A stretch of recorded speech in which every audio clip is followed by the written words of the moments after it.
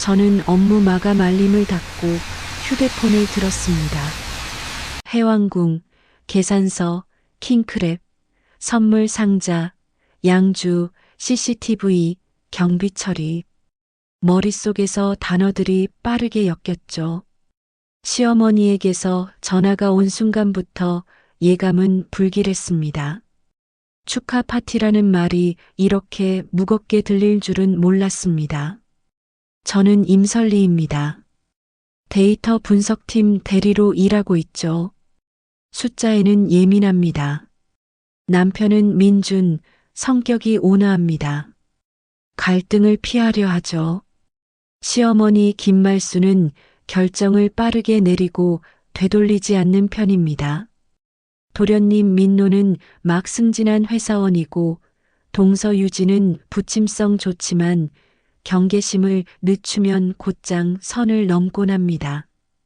오늘 해왕궁 상석에는 민노의 상사 김 부장이 앉아 있습니다.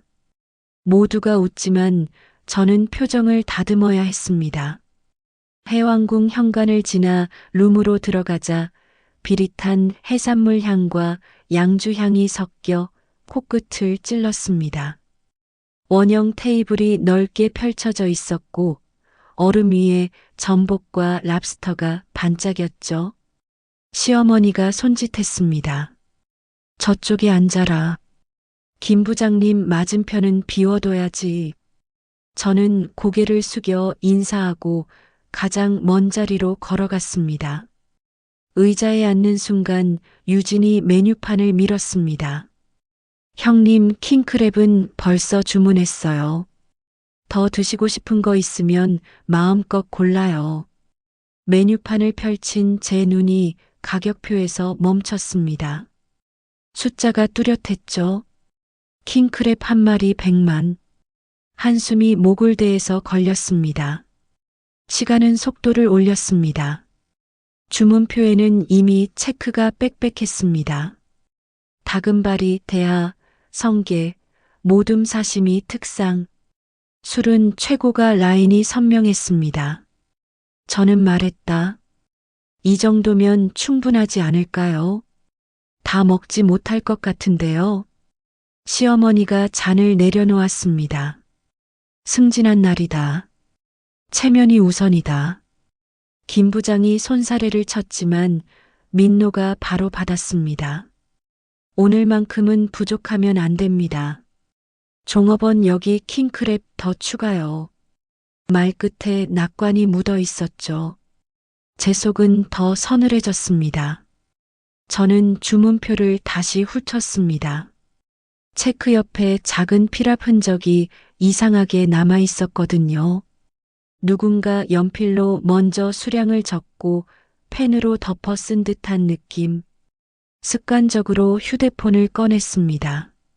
메뉴판, 주문표, 테이블의 병 라벨, 중간 계산서를 각기 다른 각도에서 찍었죠. 플래시는 껐습니다. 렌즈에 반사되는 조명이 흩어지지 않게 손을 낮게 내리고 셔터를 눌렀습니다. 제가 숫자를 기록하는 이유는 단순합니다. 나중에 누가 얼마를 먹었는지, 무엇이 추가됐는지 팩트가 필요하니까요. 축하 건배가 3번쯤 돌았을 때였습니다. 유진이 자리에서 살짝 몸을 빼더니 종업원을 불렀습니다. 손바닥으로 가린 채 빠르게 속삭였죠. 포장이 정갈한 상자 2개가 곧 의자 뒤에 내려앉았습니다. 리본이 반짝였고 라벨에는 전복 선물 세트가 찍혀 있었습니다. 김 부장도 종업원을 불렀습니다. 양주 2상자 포장해 달라고 말했죠. 저는 잔을 입술에만 대고 눈으로 동선을 따라갔습니다. 그들의 목소리는 낮았지만 손의 움직임은 분명했습니다. 자리로 돌아온 유진이 웃으며 말했습니다. 김 부장님께 마음 전하려고요. 형님도 좋죠? 저는 대답을 아꼈습니다. 대신 계산대 방향의 시야를 확보했습니다. 룸 밖을 오가는 직원들의 손에 라벨이 보였거든요. 그때 상석에서 시어머니가 한마디 더 했습니다. 설리야, 오늘은 그냥 즐겨라. 돈 얘기 꺼내지 말고. 저는 네 하고 고개를 끄덕였지만 마음속에서는 문장을 고쳐 쓰고 있었습니다. 즐기라는 말 대신 확인하자. 의심이 아니라 검증이다. 오늘은 특히 세 번째 찜 요리가 나오자 테이블은 더 이상 빈 곳이 없었습니다. 김 부장이 젓가락을 내려놓고 충분하다고 말했습니다. 그 목소리 끝에 미세한 피곤이 섞여 있었죠. 저는 그 틈을 기다렸다는 듯 중간 계산서를 부탁했습니다. 종업원이 가져온 종이는 따뜻했습니다. 막 프린트된 열감이 손끝에 닿았거든요. 항목을 하나씩 짚었습니다. 킹크랩 수량, 생선의 특상, 전복 버터구이, 양주 세트, 그리고 선물 세트. 저는 조용히 물었습니다. 이 선물 세트와 양주 상자, 오늘 식사와 함께 결제되는 항목인가요? 종업원이 잠깐 망설였고 그 사이 유진이 말했다. 같이 처리하는 게 편하죠. 다 가족끼리인데요. 저는 고개를 들었습니다. 그 말이 바로 신호였습니다. 저는 숨을 고르고 계산서를 다시 접었습니다. 그리고 원형 테이블을 한 바퀴 둘러봤죠. 얼굴들, 표정, 눈빛, 잔의 높낮이 모두가 각자의 이해를 가리고 있었습니다. 저는 마지막으로 휴대폰 화면을 켰습니다. 촬영한 사진들을 슬라이드로 넘기며 타임스탬프를 확인했습니다. 증거의 순서가 갖춰졌습니다. 계산은 서두르지 않아도 됐습니다. 중요한 것은 누가 무엇을 더했고 왜 더했고 그 비용이 어디로 흘러가려 하는가였습니다. 저는 잔을 내려놓고 미소를 정리했습니다. 오늘의 결말은 숫자가 말해줄 겁니다. 저는 숫자의 편에 서 있습니다. 저는 중간 계산서를 들고 복도를 걸었습니다. 문 앞에서 숨을 고르며 휴대폰을 켰습니다. 시어머니의 웃음소리가 룸 안에서 터져나왔고 유진의 얇은 웃음이 그 뒤를 따라붙었습니다. 저는 휴대폰 화면의 녹음 버튼을 눌렀죠.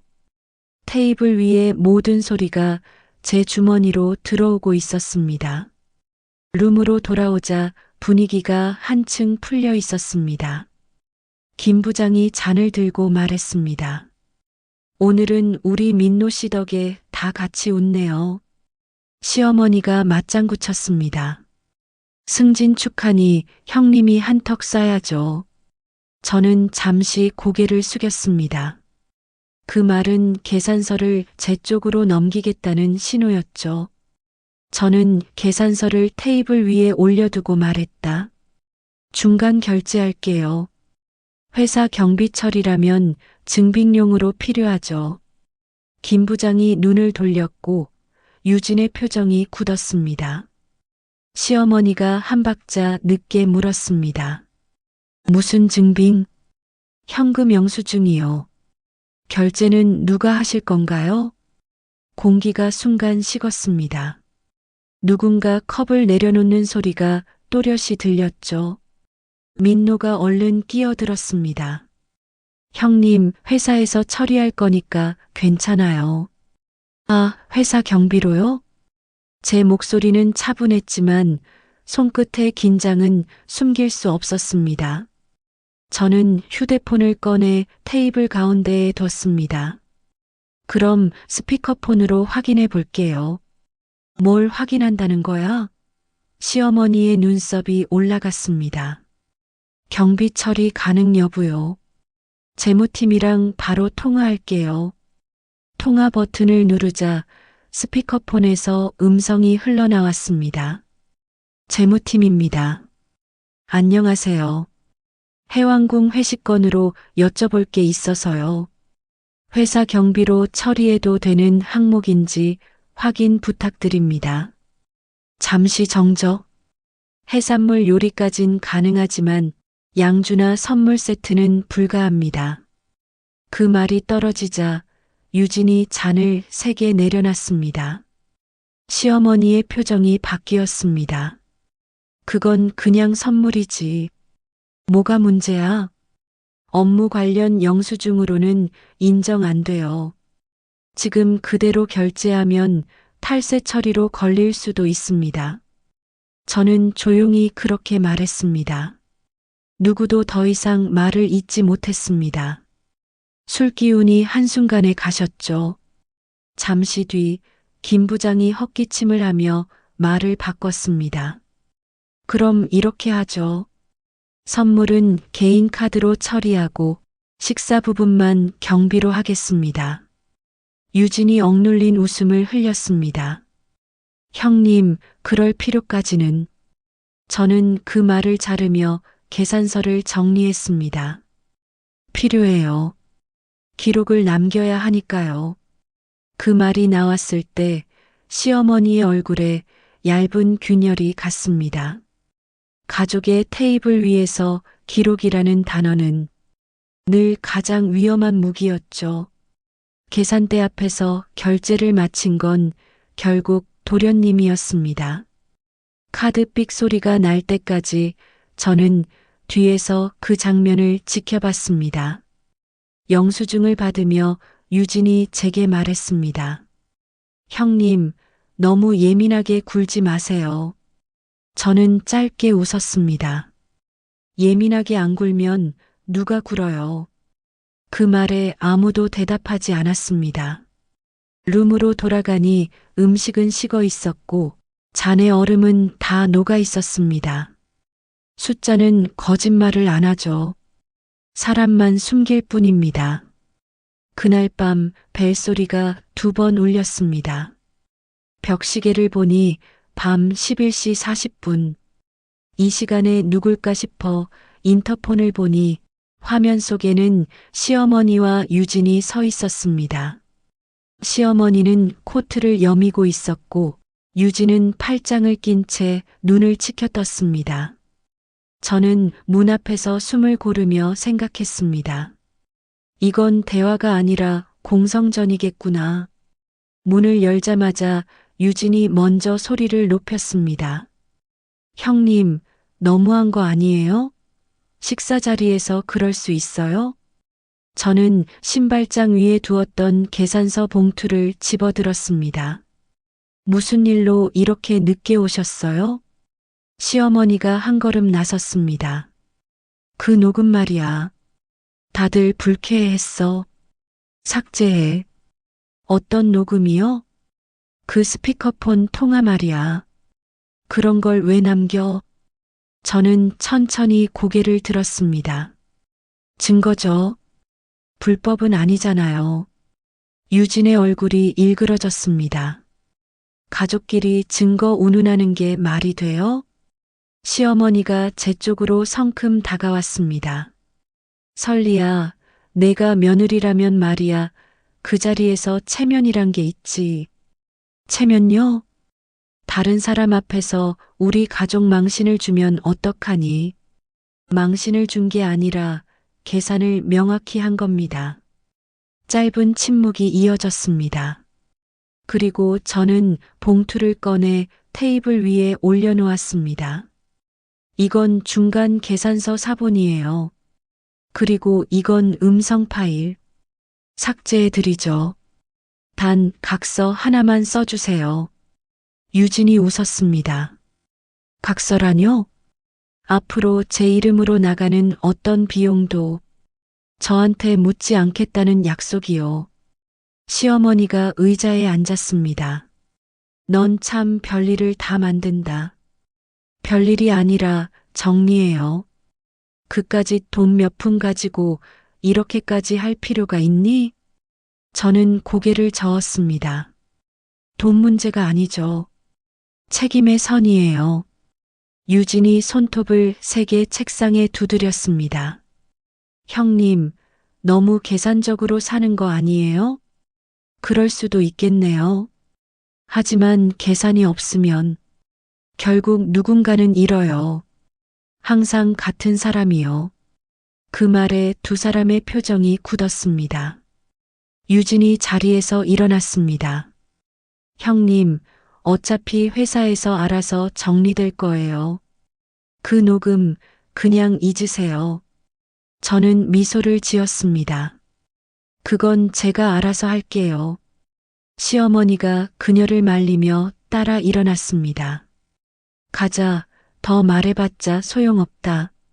문이 닫히자 거실에 남은 건 식은 공기와 서류 봉투뿐이었습니다. 저는 천천히 숨을 내쉬며 녹음 파일을 삭제했습니다. 하지만 삭제 전에 메모에 한 줄을 적었죠. 삭제 시어머니, 유진 방문 후 확인 완료. 기록은 사라지지 않습니다. 지워도 남아요. 그날 이후 며칠 동안 시어머니에게서 연락이 없었습니다. 휴대폰이 조용하다는 건 언제나 불안의 징조였죠. 회사에서도 이상하리만큼 집중이 되지 않았습니다. 모니터 속 숫자들이 파도처럼 일렁였어요. 그때 카카오톡 알림이 떴습니다. 오늘 저녁에 이야기 좀 하자. 민준.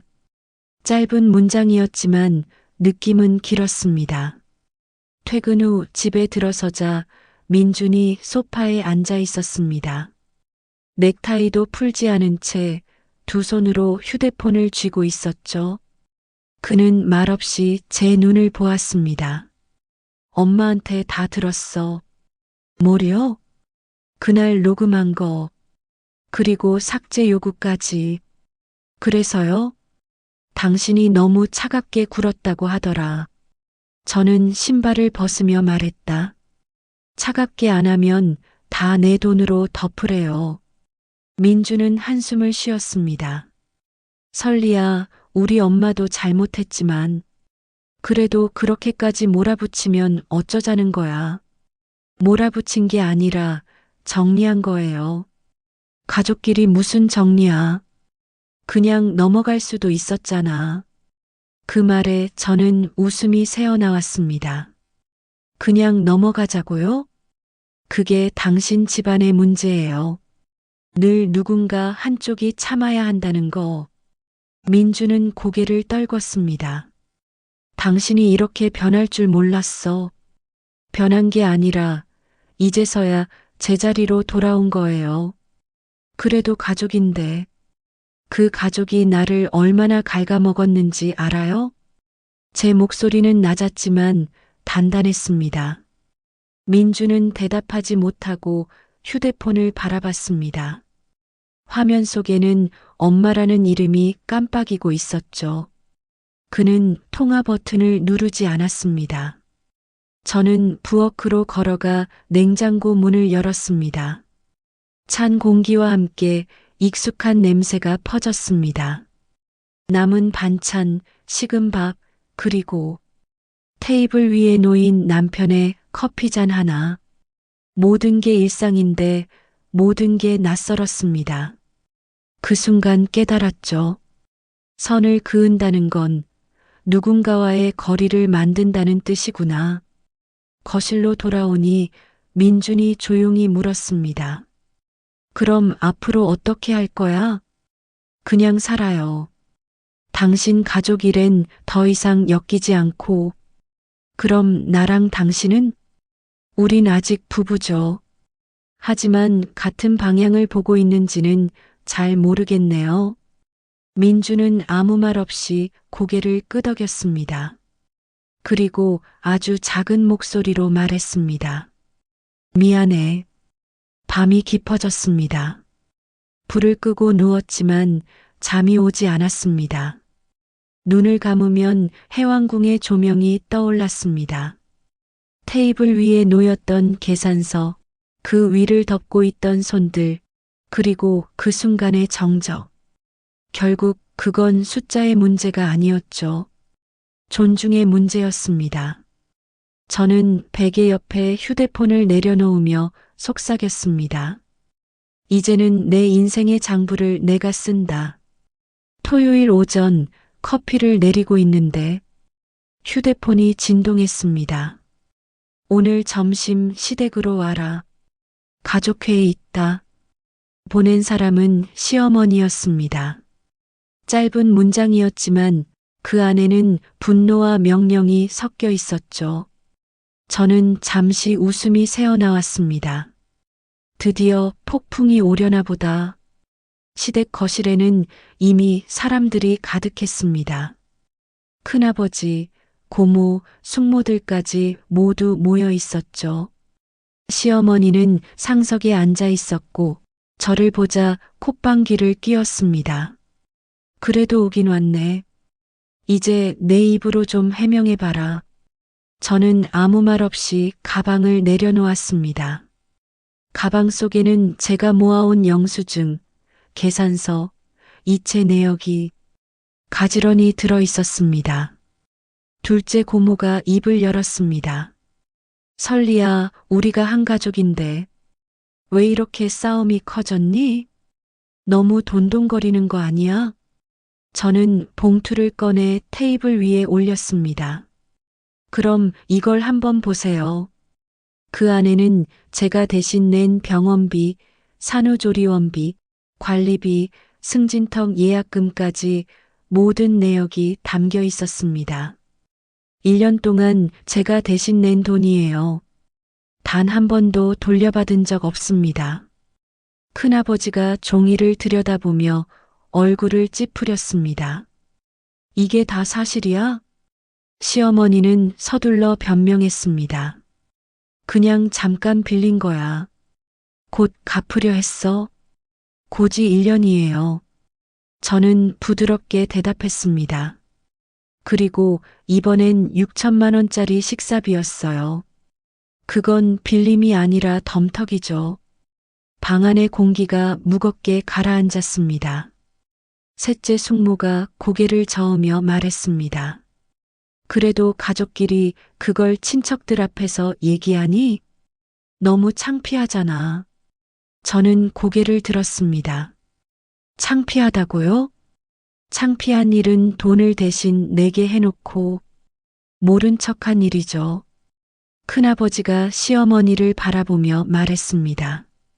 어머니, 이건 설리 편이 맞아요. 이 정도면 며느리가 아니라 피해자야. 시어머니의 손이 떨리기 시작했습니다. 유진이 그제야 말을 꺼냈습니다. 형님도 너무해요.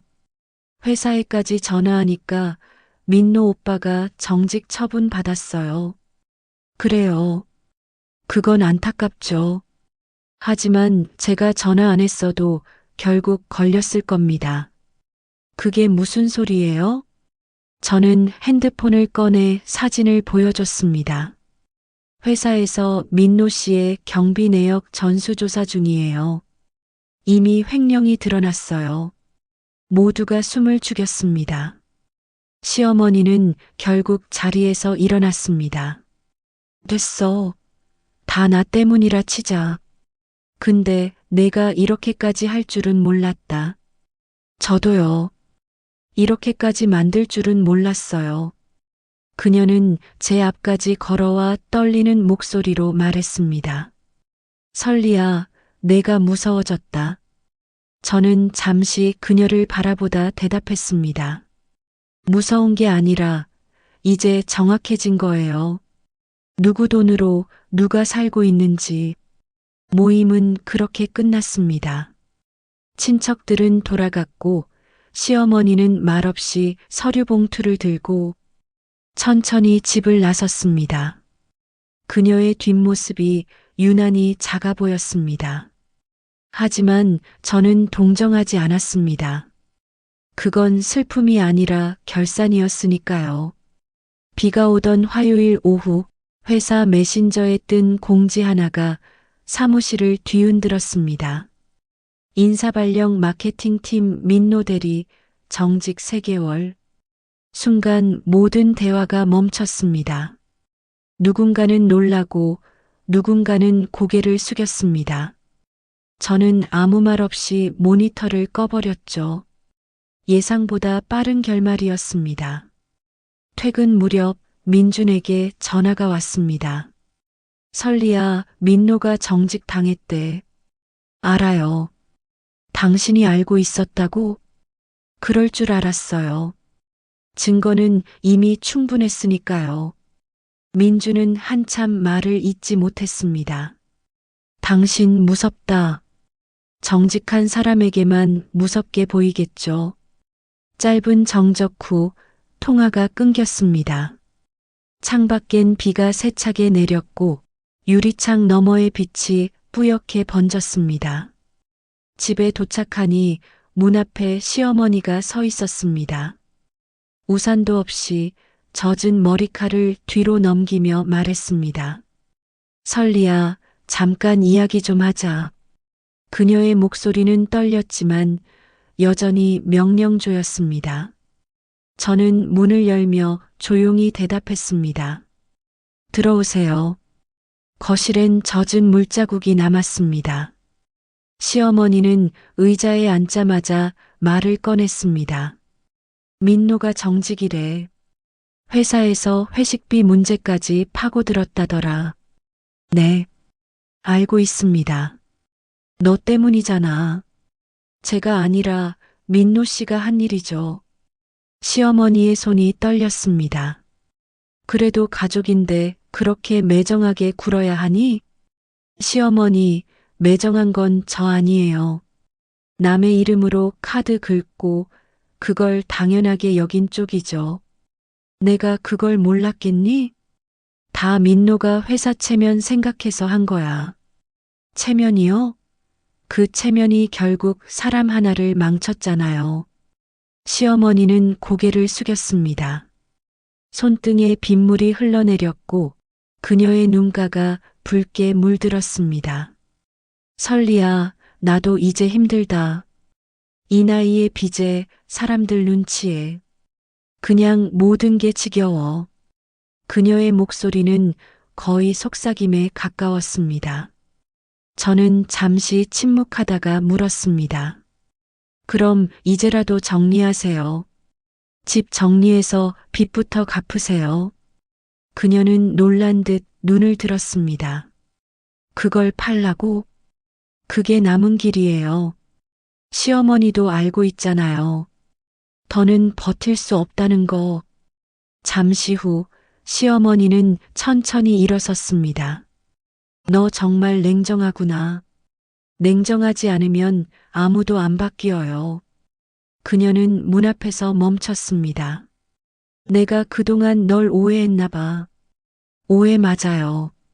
저는 항상 시어머니 편이었어요. 다만 불법이 아니라 상식의 편으로요. 그녀는 아무 말 없이 문을 닫았습니다. 복도 끝까지 사라지는 발소리가 길게 울렸습니다. 그리고 그날 이후 시어머니의 집이 부동산의 매물로 나왔다는 소문이 돌았습니다. 며칠 뒤 민준이 퇴근 후 말했습니다. 엄마가 집 판대. 그래야죠. 그래도 좀 마음이 그렇다. 당연하죠. 하지만 이건 누구의 징벌이 아니라 정리예요. 민주는 고개를 끄덕였습니다. 그럼 이제 우리도 좀 달라지겠지? 저는 미소를 지었습니다. 그건 앞으로 쓰는 숫자들이 정해줄 거예요. 그날 아침 부동산에서 전화가 왔습니다. 김말순 씨주택 매매 계약 체결됐습니다. 순간 저는 말없이 고개를 끄덕였죠. 비로소 끝이 보이는 느낌이 들었습니다. 창문을 열자 찬 바람이 밀려 들어왔습니다. 그 바람 속엔 오래된 관계의 먼지가 섞여 있었어요. 점심 무렵 시어머니에게서 전화가 왔습니다. 오늘 오후에 시간 좀 내줄래? 네. 서류 정리해야 해. 도련이도 올 거야. 목소리는 평소보다 낮고 차분했습니다. 마치 이미 모든 걸 받아들인 사람 같았죠. 저는 말없이 시간을 맞춰 집을 나섰습니다. 시어머니 집 거실에는 낯선 서류 봉투들이 놓여 있었습니다. 부동산 계약서, 대출 상환 내역, 변제 확인서. 시어머니는 제게 봉투를 건넸습니다. 이건 내가 대신 냈던 돈이야. 이자로 조금 더 넣었어. 그녀의 목소리는 떨렸지만 단단했습니다. 저는 조용히 고개를 숙였습니다. 감사합니다. 나도 이제 정리해야지. 사는 동안 갚을 수 있을 때 갚아야 하잖니. 그때 민노가 들어왔습니다. 정장 차림에 얼굴이 반쯤 잠겨 있었죠. 형님, 죄송합니다. 그는 고개를 깊이 숙였습니다.